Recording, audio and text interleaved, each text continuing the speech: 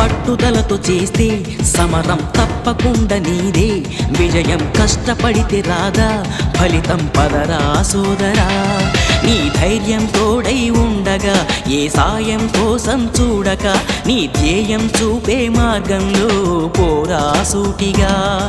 ఏ నాడు వెనకడుగేయక, ఏ అడుగు తడబడనీయక, నీ గమ్యం చేరేదాకా దూసుకుపోరా సోదరా.